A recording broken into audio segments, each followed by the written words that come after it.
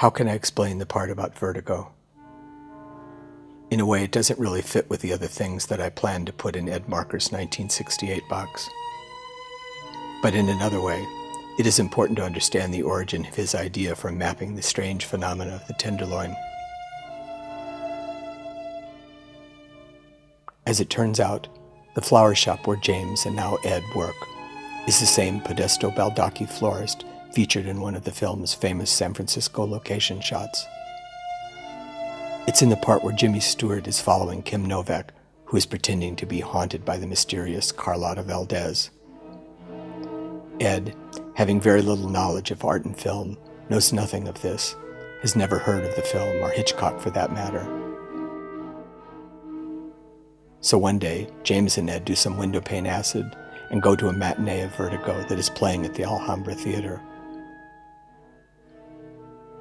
The movie, of course, is about a man obsessed with the idea of chasing a past that does not exist. When the part comes where Jimmy Stewart follows Kim Novak to the alleyway and through the back door that opens onto the flower shop, the very shop where they now work, James whispers in Ed's ear, "This is where we were born." Not understanding the reference, this blows Ed's mind for the rest of the film. After the movie, James pulls a hand-drawn map from his back pocket. He says to Ed, "Come on, you be Jimmy Stewart and I'll be Kim Novak." James walks about a block in front of Ed and motions for him to follow. They are both still really high as they walk down Polk to Sacramento and then up to the front of the Mark Hopkins, across from the Brocklebank Apartments. From there, they begin to retrace the path of the movie. They take the route that Hitchcock lays out in the film that leads to Claude Lane and to the back door of the flower shop. "This is where we were born," James says to Ed, pointing to the place on the map that marks the location of the Alhambra Theater. "And this is where I died," he says as he turns the map over to reveal his draft notification.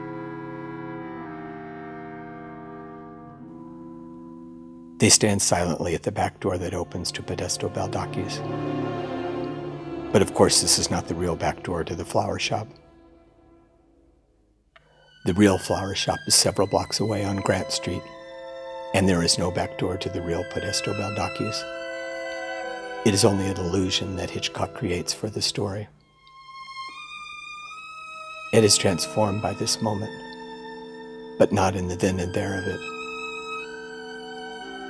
Only later, after James's death, does this memory become part of a wound that defines his life.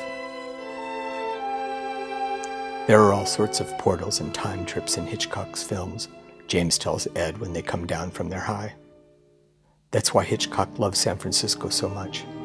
Hitchcock understood how the city fucks with your mind. And so, Ed Marker's idea about the Tenderloin holding some hidden plan of the universe can be traced back to this memory. Whether or not he remembers the exact details of this event is uncertain. It is possible that he has altered this story over time.